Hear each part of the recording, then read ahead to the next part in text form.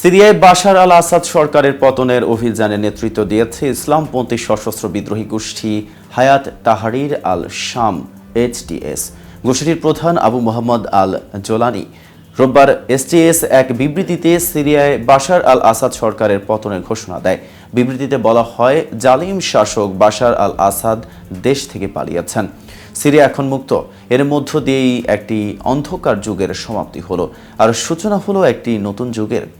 আর তারপরই জোলানিকে নিয়ে মানুষের মধ্যে ব্যাপক আগ্রহ তৈরি হয়েছে।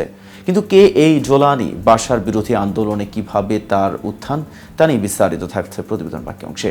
আর KTV নিউজ 24 চ্যানেল থেকে আপনাদের সাথে আছি আমি মেহেদি হাসান।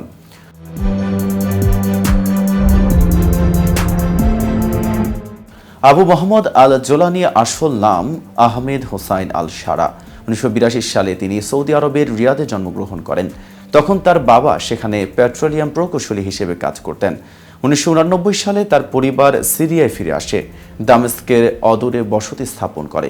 দামেস্কে থাকাকালে জোলানি কি করতেন তা জানা এখনও যায়নি। 2003 সালে সিরিয়া থেকে ইরাকে এসে তিনি আল কায়দায় যোগ দেন। এই বছরই ইরাকে হামলা চালায় যুক্তরাষ্ট্র। তিনি সেখানে যুক্তরাষ্ট্র বিরোধী প্রতিরোধ আন্দোলনে যোগ দেন। তখন থেকেই তার নাম ছড়িয়ে পড়ে। 2006 সালে জোলানি যুক্তরাষ্ট্রের সেনাদের হাতে গ্রেফতার হন। 5 বছর আটক থাকেন। গণতন্ত্রের দাবিতে 2011 সালে সিরিয়ার শান্তিপূর্ণ বিক্ষোভ শুরু হয়। বিক্ষোভ দমনে বাশার আল আসাদ সহিংসতার পথ বেছে নেন। এর জেরেই সিরিয়ায় গৃহযুদ্ধ শুরু হয়। 2011 সালে সিরিয়ার গৃহযুদ্ধের সময় জোলানি ছাড়া পান।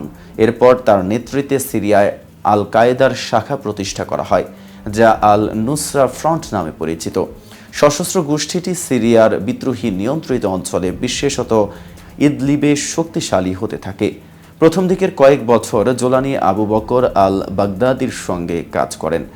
বাগদাদি ছিলেন ইরাকের IS প্রধান। এই সশস্ত্র গোষ্ঠী পরে ISIL নাম ধারণ করে।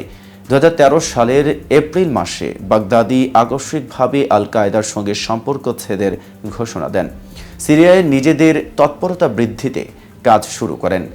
একটা পর্যায়ে ISIL আল নুসরা ফ্রন্টকে বেশ ভালোভাবেই নিজেদের সঙ্গে একীভূত করে ফেলে। তখনই ISIL এর জন্ম হয়। জোলানি এ পরিবর্তন প্রত্যাখ্যান করেন। তিনি আল কায়দার সঙ্গে সম্পর্ক বজায় রাখেন। এই অবস্থায় 2014 সালে আল জাজিরাকে প্রথমবারের মতো টেলিভিশন সাক্ষাৎকার দেন জোলানি।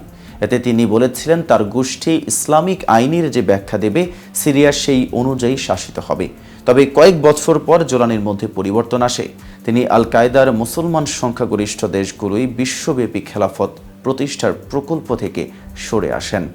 এমন কিছুর পরিবর্তে সিরিয়া সীমান্তের ভেতরে নিজের গোষ্ঠীর তৎপরতা সীমাবদ্ধ করেন জোলানি।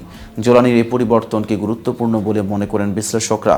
তারা মনে করেন এর মধ্য দিয়ে জোলানি গোষ্ঠীটি বহুজাতিক বা আন্তঃদেশীয় গোষ্ঠীর বদলে একটি জাতীয় গোষ্ঠী হিসেবে আবির্ভূত হয়। 2016 সালের জুলাইয়ে বাশার সরকার আলেপ্পোর নিয়ন্ত্রণ নেয়। তখন বিদ্রোহী গোষ্ঠীগুলো ইদলিবের দিকে চলে আসে। সিরিয়ার এই অঞ্চল তখনও বিদ্রোহীদের দখলেই। 2016 সালে জোলানি প্রকাশ্যে আল কায়েদার সঙ্গে সম্পর্ক ছেদ করার ঘোষণা দেন। পাশাপাশি আল নুসরা বিলুপ্ত করেন, গঠন করেন নতুন সংগঠন জাভাত ফাতেহ আল শাম। 2017 সালের শুরুর দিকে আলেপ্পা থেকে হাজার হাজার যোদ্ধা ইদলিবে পালিয়ে আসেন। এ সময় বিদ্রোহীদের ছোট ছোট অনেক গোষ্ঠী ও নিজেদের জাভাত ফাতেহ আল শাম নিয়ে HTS গঠন করেন জোলানি। HTS এর ঘোষিত লক্ষ্যই ছিল বাশার আল আসাদের স্বৈরাচারী শাসন থেকে সিরিয়াকে মুক্ত করা। HTS আজই লক্ষ্য অর্জনের ঘোষণা দিল। আজ এ পর্যন্তই। সারা দেশের নিত্য নতুন সকল আপডেট পেতে KTV নিউজ 24 এর সাথেই থাকুন।